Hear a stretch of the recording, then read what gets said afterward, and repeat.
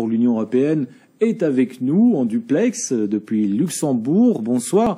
Alors Thibault, vous revenez aujourd'hui sur le Libra, la future monnaie digitale initiée par Facebook, dont on parle beaucoup, et vous avez rencontré le patron du Libra, Bertrand Pérez, à l'occasion du European Finance Summit au Luxembourg. Que vous a-t-il révélé, Thibault ?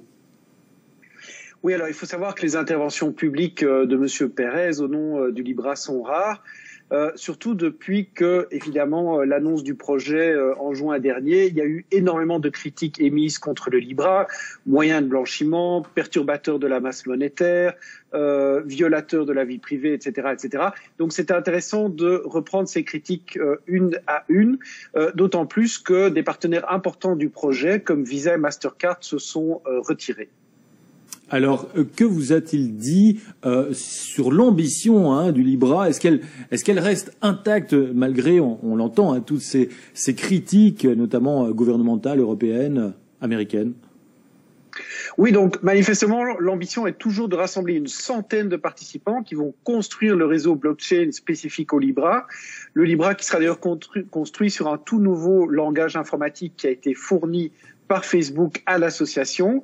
Et d'autre part, il faut comprendre que le réseau sera géré par un nombre limité de participants à l'association. Et l'objectif, c'est qu'il puisse traiter un très grand nombre de transactions monétaires de manière sécurisée, un peu à la manière des réseaux de cartes de crédit.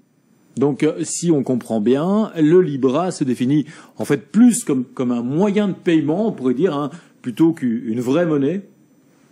Alors oui, et il sera d'ailleurs réglementé comme tel en Suisse par le patron, par le gendarme des banques suisses, et aux États-Unis par le département du Trésor américain. À partir de là, l'association déclare se vouloir mettre en règle avec toutes les règles anti-blanchiment que les régulateurs vont lui imposer. Et d'autre part, sur le plan de la vie privée, les données privées qui devraient transiter par le réseau devraient être réduites au minimum. Alors, notre grande critique adressée au Libra, c'est qu'elle va créer des perturbations sur le marché monétaire, en général, évidemment, contrôlé par les États, des monopoles, en créant cette fois, on pourrait dire, une monnaie plutôt privée. Tout à fait. Mais alors là, le grand leitmotiv du Libra, c'est que le Libra ne doit pas conduire à la création de monnaie. Pourquoi ? Parce que chaque monnaie Libra émise par l'association sera compensée par une réserve de monnaie classique, donc dollars, euros, etc., réserve qui sera gérée par l'association. Et donc, grâce à ce mécanisme, l'association atteint son deuxième objectif, c'est-à-dire de créer une monnaie électronique, certes, mais a priori très peu volatile, très stable. Et c'est pour ça qu'on dit qu'elle rentre dans la catégorie de ce qu'on appelle les stable coins, donc les monnaies stables.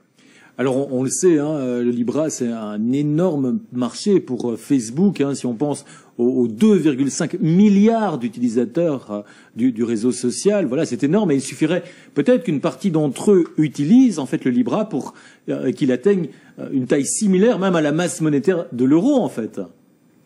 Oui, alors en théorie c'est possible, mais là une fois de plus la réponse de M. Pérez c'est que bien sûr cette réserve pourrait atteindre quelques dizaines, quelques centaines de milliards, mais pas 10 ou 100 fois plus. Pourquoi ? Parce qu'à un moment donné, vu que c'est un outil de paiement, les gens convertiront leur Libra en euros ou dans d'autres monnaies. Et d'autre part, puisque là, une volatilité faible, les gens n'auraient pas intérêt à la garder pendant plusieurs mois pour des raisons spéculatives, parce que tout simplement, son cours ne varierait pas. Alors, ça fait beaucoup d'hypothèses à la fois, mais il faut admettre qu'en théorie, ça fonctionne. Alors, cette fameuse réserve qui garantirait, vous en avez parlé, la valeur du Libra, est-ce qu'on connaît sa composition ou la manière, Thibault, dont elle sera gérée ? Non, on peut imaginer qu'il s'agira d'un panier des plus grandes monnaies mondiales. En tout cas, la monnaie chinoise en sera exclue. Mais ce qui pourrait évidemment poser problème, c'est l'hypothèse où le panier et la répartition des monnaies qui composent la réserve changent avec le temps. Parce que là, par contre, ça créerait quand même des perturbations importantes sur le marché des devises. Alors, à ça, la réponse du Libra est de dire que ce serait une décision extrêmement importante, soumise à 2/3 des votes des membres de l'association, mais donc on parle bien de sociétés privées, ce qui évidemment génère beaucoup de critiques par les tenants d'une gestion purement publique de la masse monétaire. Ouais. Alors question simple à présent. Qui paye le coût du fonctionnement du Libra, puisque l'un des avantages revendiqués par Facebook, ce serait un coût d'utilisation quasi nul, entre autres pour qu'il puisse... Voilà, c'est un argument qui est mis en avant souvent à être utilisé par des populations les plus pauvres qui n'ont pas accès nécessairement au réseau bancaire. Oui, et donc là, la réserve Libra serait investie dans des actifs liquides et des obligations gouvernementales à court terme.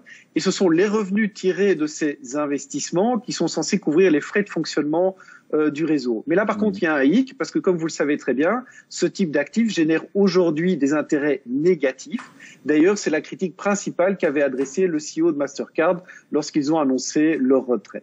Alors, pour conclure, la conclusion de cette rencontre et de cette perspective, toujours du Libra, la monnaie électronique de Facebook, le moyen de paiement électronique en tous les cas. Oui, mais écoutez, personnellement, est-ce que je pense que le Libra est un projet malveillant qui vise à concentrer le pouvoir entre les mains de quelques oligopoleurs privés? Moi, je pense que non, tout simplement parce qu'il y aura de nombreux concurrents numériques dans le monde des monnaies stables, entre autres les futures monnaies électroniques émises par les banques centrales. Est-ce que c'est un rêve libertarien d'avoir une monnaie privée stable que les gouvernements ne pourront pas manipuler à leur volonté? Probablement oui. Est-ce que les gouvernements ont toujours fait un job parfait en gérant leur monnaie nationale? Certainement pas. Donc, par conséquent, toutes les questions que le projet soulève et les incertitudes qui pèsent encore sur son succès, je pense que malgré cela, ça reste un projet, une expérience financière qui sera parmi les plus passionnantes de ce siècle. Merci Thibault de Barcy. Effectivement, la privatisation de la monnaie, c'est une expérience à suivre. Merci beaucoup. Il est 19h49. Denis Ducarme était l'invité de Martin Buxan ce matin.